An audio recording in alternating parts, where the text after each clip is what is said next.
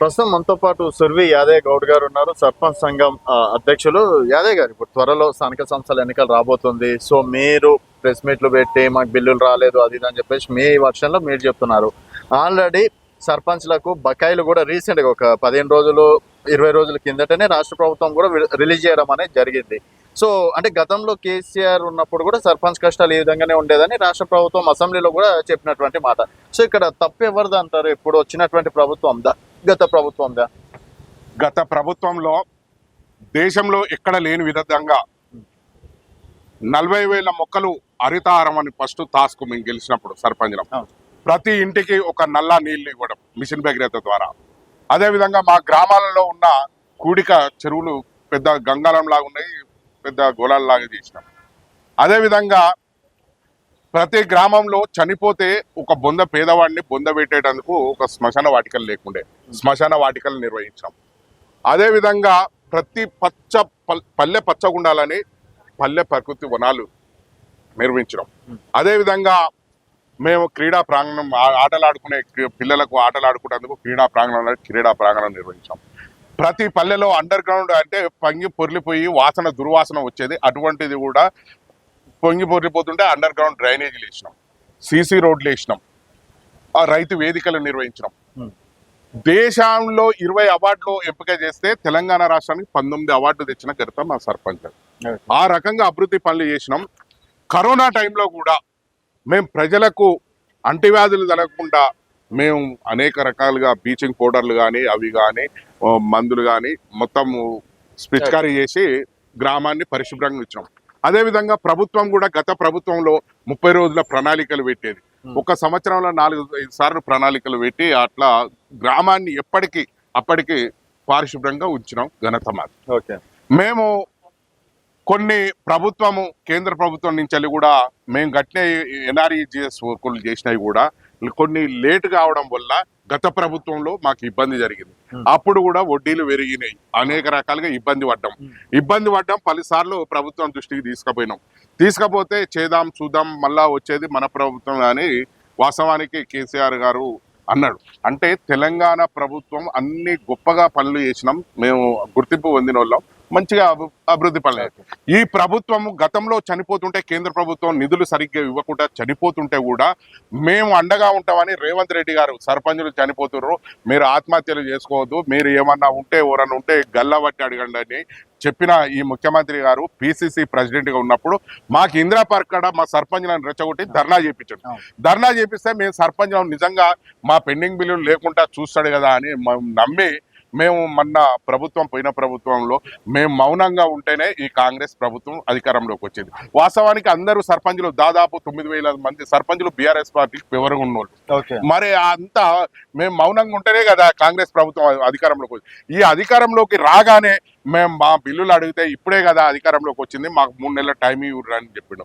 3 నెలలు పోయింది, 6 నెలల దాకా కూడా ఇవ్వకపోతే అమరవీరుల స్తూపం కాడ మేము నిరసన తెలిపినాం. అయినా కానీ మేము వెంటనే ఇస్తామని చెప్పిండు. అట్లా నాంచుకుంటా దాదాపు సంవత్సరం పోయింది, ఇప్పటికి 21 నెలలు వచ్చింది. 21 నెలల సంధి కూడా అనేక మంది సర్పంచులు ఇబ్బందులు పడుతున్నారు, చనిపోతున్నారు. వారిని కాపాడుకోవడానికి బిల్లులు ఇవ్వని మేము మొత్తుకుంటే చేస్తాం. లాస్ట్ కు ఇది కేసీఆర్ హయాంలో చేసిన పనులు కదా అని చెప్పుకోవడం. మరి కేసీఆర్ అట్నే సెక్రటరియట్ లో ఉంటలేడా? కేసీఆర్ గారు నిర్మించిన అట్లల్లో ఉంటలేడా?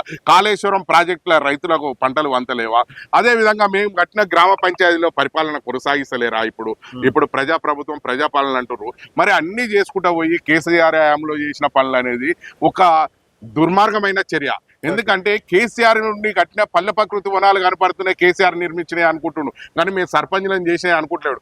కానీ కేసీఆర్నే ఊహించుకొని మా మీద కక్ష సాధింపు చర్య పట్టుకుంటున్నాడు. అంటే దేశంలో తెలంగాణ రాష్ట్రం సాధించినాం, ఇలా సాధించినాక మంచి గ్రామాలు పచ్చగా ఉన్నాయి, గ్రామాల్లో అభివృద్ధి పనులు చేసిర్రు, మంచిగా నువ్వు ముఖ్యమంత్రి అయినావు, ముఖ్యమంత్రి మీద పరిపాలన మీద దృష్టి పెట్టాలి. కానీ ఒక కక్ష సాధింపు లెక్క సర్పంచ్లకు బిల్లులు ఇవ్వకుండా మీరు ఎట్లా డిసైడ్ చేస్తారు కక్ష సాధింపు చర్యలని? రేవంత్ రెడ్డి గారు అన్నారు కదా, ఇక్కడ ఖజానా ఏం లేదు, అంత ఖాళీగా ఉంది, ఢిల్లీకి వెళ్ళినా కూడా మన రూపాయి పుడతలేదు అని చెప్పేసి.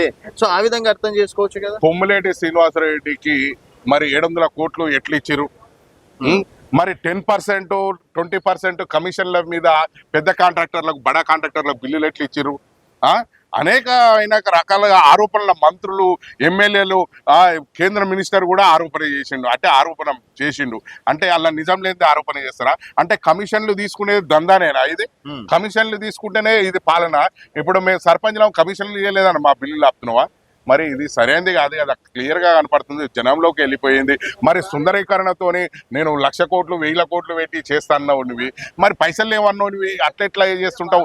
మరి మొన్న జనగామ జిల్లాకు పోయిండు 1,500 కోట్లు రిలీజ్ చేస్తున్నట్టు ఆడ.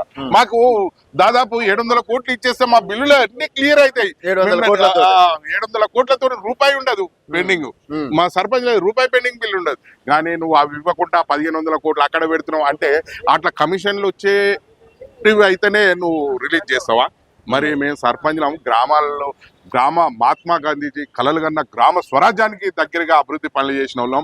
కానీ కేసీఆర్ గారిని ఒక మీద కక్ష సాధింపు మా మీద చూపించడం సరైనది కాదు. మీరు డిసైడ్ అయిపోయినా కేసీఆర్ మీద కోపంతో మాకు బిల్లులు రిలీజ్ చేస్తలే? అవును, క్లియర్ గా కనపడుతుంది.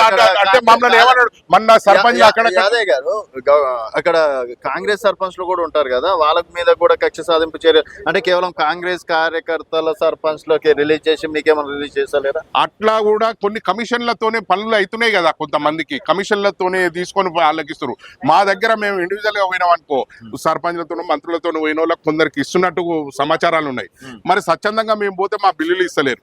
అంటే ఏమన్నా అంటే గత ప్రభుత్వంలో మీరు చేసారు, కేసీఆర్ హయాంలో చేసారు అనేది క్లియర్ గా అన్నాడు. ఆ కేసీఆర్ శిష్యుడు కూడా అన్నాడు, నువ్వు సర్పంచ్ల సంఘం నాయకులు అక్కడక్కడ లొల్లి చేస్తున్నావు, కేసీఆర్ శిష్యులు అన్నాడు. అంటే మేము గొప్పగా గర్విస్తున్నాం. ఎందుకంటే తెలుసా, కేసీఆర్ తెలంగాణ ఉద్యమాన్ని తెలంగాణ రాష్ట్రాన్ని సాధించినోడు మా గురువు అనడం కూడా మాకు గొప్పగా ఉన్నది. మీరు ఓన్లీ మీ ఇంటికే చేసుకున్నారా, గ్రామానికి చేసుకున్నారా? మేము గ్రామాలకు చేసిన వాళ్ళము, ఇండ్లకి చేసిన వాళ్ళం. మేము కేటీఆర్ ఇండ్లకి చేయలేదు, కేసీఆర్ ఇండ్లకి చేయలేదు, హరీష్ రావు ఇండ్లకి చేయలేదు, అదే విధంగా బండి సంజయ్ చేసిన వాళ్ళం కాదు. మేము గ్రామాల్లో అభివృద్ధి చేసినాం, అభివృద్ధి పనులు చేసిన బిల్లులు ఇవ్వ అంటున్నాం. కాదండి, ఇప్పుడు కేంద్ర ప్రభుత్వం చెప్తుంటారు, బీజేపీ వాళ్ళు చెప్తుంటారు, శ్మశాన వాటికలో సగం మా పైసలే ఉన్నాయి, రోడ్లలో మా పైసలే ఉన్నాయి, తర్వాత పల్లె ప్రకృతిలో మా పైసలే ఉన్నాయి, రైతు వేదికలో మా పైసలే ఉన్నాయి అని చెప్పేసి చెప్తుంటారు కదా. సో అక్కడ అంటే కేంద్రం నిధులు ఏం రానట్టేనా?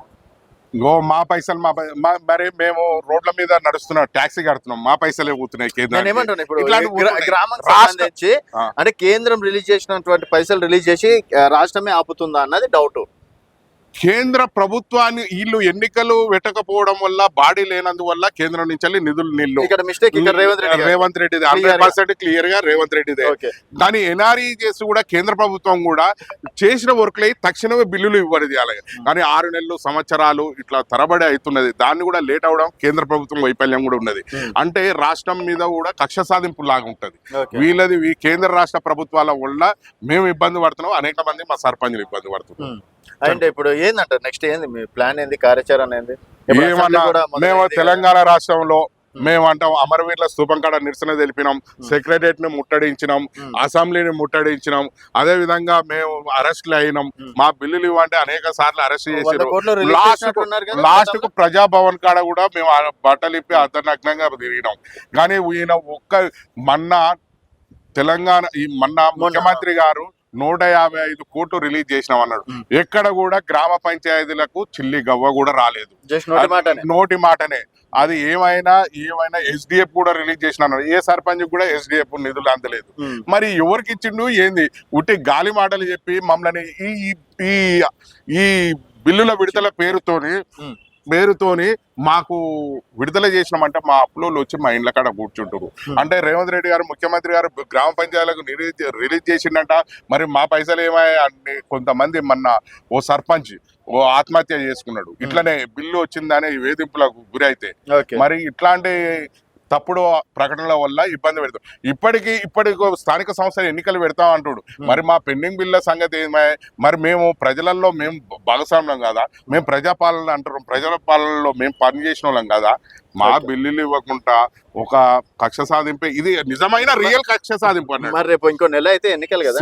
సీతక్క గారు కానీ ఆమె ఏమంటుంది, మేము సర్పంచ్ల మీ బిల్లులు ఇవ్వాలని మంత్రి గారు అంటుంది, సీతక్క కూడా చెప్తుంది అంటుంది. అదే విధంగా పొన్నం ప్రభాకర్ అన్న మాకు లెటర్ కూడా రాసిచ్చిండు, మీకు ముఖ్యమంత్రి గారికి ఇవ్వండి, నేను కూడా రిక్వెస్ట్ చేస్తున్నాను. కానీ మాకు ఈ రాష్ట్రంలో మంత్రులలో ఇద్దరే క్లియర్ గా కనపడుతున్నారు. అంటే అక్కడ సీతక్క నేను ఏం చేయాలని నాకు ఏం నిధులు ఇవ్వలేదు అనేది పరిస్థితిలో చెప్తున్నది. ఇక్కడ పొన్నం ప్రభాకర్ అన్న మీ సమస్య చెప్పినాను, కానీ ఎక్కడ చూడు ఎమ్మెల్యే కూడా మా సర్పంచ్ల గురించి మాట్లాడుతారు. రేపు స్థానిక సంస్థ ఎన్నికలు ఏం ముఖం పెట్టుకుని ప్రజలలో తిరుగుతారు వీళ్ళు. మా బిల్లులు ఇవ్వకుండా మేము ఒక్కొక్క సర్పంచ్ గ్రామాన్ని శాసించిన వాళ్ళం, గ్రామ అభివృద్ధి పనులు చేసిన వాళ్ళం. మా ప్రజలు మాకు మా మాట నమ్ముతారు. కాబట్టి మీరు ప్రజాప్రభుత్వంలో మా బిల్లులు చెల్లించిన తర్వాత స్థానిక సంస్థల ఎన్నికలకు పోతే అప్పుడు మీకు ఏమన్నా పట్టం కడతారు. ఒకవేళ మీ మాట కాదని ఎన్నికలకు వెళ్ళారనుకోండి, ఇంకా ఇప్పుడు మీరు ఏం చేయగలుగుతారు? ఇప్పుడు ఇంకా ఏమంటారు చూడు, మొండోడిని ఏం చేయగలుగుతారు అంటే మా ఆత్మహత్యలు చూడవలసి వస్తుంది. ఇంకా మరి ఎక్కువ మా ఆత్మహత్యలు చూడవలసి వస్తుంది. లేకపోతే మేము ఆత్మహత్యలు ఈడ చేసుకునే బదులు మరి మీ ఇండ్ల కాడ చేసుకునే పరిస్థితి వస్తుంది. మా సర్పంచ్ ఇప్పటికి కూడా ఆత్మహత్యలు ఎవరు చేసుకోవద్దని మేము ఎంకరేజ్ చేస్తూ పోరాడుతందుకు మేము ఉన్నది. అవసరమైతే ఆత్మహత్య ఎన్నికలు అడ్డుకోవడానికి కూడా మేము సిద్ధమవుతుంటాము. మాకు ఇప్పటికీ మా బిల్లుల మీద ఒక అసెంబ్లీలో మాట్లాడాలని చెప్పేసి మీరు ఎవరికైనా రిక్వెస్ట్ చేశారు? ప్రజాప్రభుత్వం అందరి మంత్రులకు మెసేజ్ పెట్టించాం. ప్రతి ఎమ్మెల్యేకి ఈ రోజు మా పెండింగ్ బిల్ల గురించి మాట్లాడాలని మెసేజ్ చేయించినాం. ప్రతి ఒక్క సర్పంచ్ నియోజకవర్గానికి సంబంధించిన ఎమ్మెల్యే గారికి మా పెండింగ్ బిల్ అనే మెసేజ్ పోయింది. మరి వాళ్ళు నిజమైన ప్రజానాయకులు ప్రజాపాలనలో ప్రజలలో ఉండాలంటే మా గలం ఎత్తి మా సమస్య మాట్లాడాలి. కానీ మీ సొంత ఆస్తులు ఎంచుకుంటేందుకు, మీ సొంతం లావాదేవీలు చూసుకుంటేందుకు మీరు అసెంబ్లీకి పోయినట్టు కనపడుతుంది. కానీ అసెంబ్లీలో కూడా ఒక క్లియర్ అయిన చర్చ జరగాలి. మా పెండింగ్ బిల్ల మీద కానీ, రైతుల యూరియా మీద కానీ, అదేవిధంగా బీసీలకు 42% రిజర్వేషన్ల మీద కానీ అలాంటి చర్చలు ఏమనెత్తాలి. కానీ ఏక పనికి మళ్ళీ నువ్వంటే నువ్వా నేనంటే నేనా అని తిట్ల పురాణం పెట్టుకొని ఎవరు ఎక్కువ తిట్టితే అది ఏమంటాడు ఆ రకంగా సభా మర్యాదలు ఉండొద్దని మేము కోరుకుంటున్నాం. ప్రతిపక్షాన్ని కానీ పాలకపక్షాన్ని కానీ ప్రజా సమస్యల మీద మీరు చర్చించండి. మా పెండింగ్ బిల్ల మీద కూడా మీరు అందరూ అఖిలపక్షంగా మీరు ఆలోచించి మాకు న్యాయం చేయాలని. యాదయ్య గౌడ్ గారు సర్పంచ్ల తరపున మాట్లాడుతుండా, బీఆర్ఎస్ పార్టీ ప్రతినిధిగా మాట్లాడుతుండా? నేను సర్పంచ్ గా మాట్లాడుతాను. సర్పంచ్ పెండింగ్ బిల్లు అంటే సర్పంచ్ అన్నప్పుడు పార్టీ ఉండదు, దాని ఉన్నదా రూల్స్ ఉన్నదా?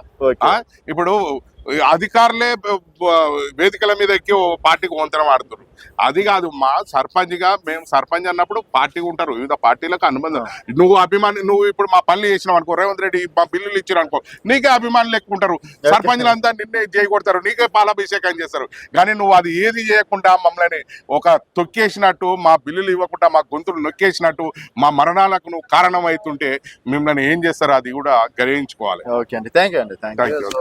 ఇది యాదయ్య గౌడ్ గారితో స్పెషల్ చిట్చాట్. మరి ఇప్పుడైనా సర్పంచ్ బిల్లులు పెండింగ్ లో ఉన్నటువంటి బిల్లులు రిలీజ్ చేస్తారా, అసెంబ్లీలో మాట్లాడతారా లేదా అనేది వేచి చూడాల్సిన విషయం. చూస్తూనే ఉండండి తెలంగాణ వెలుగు.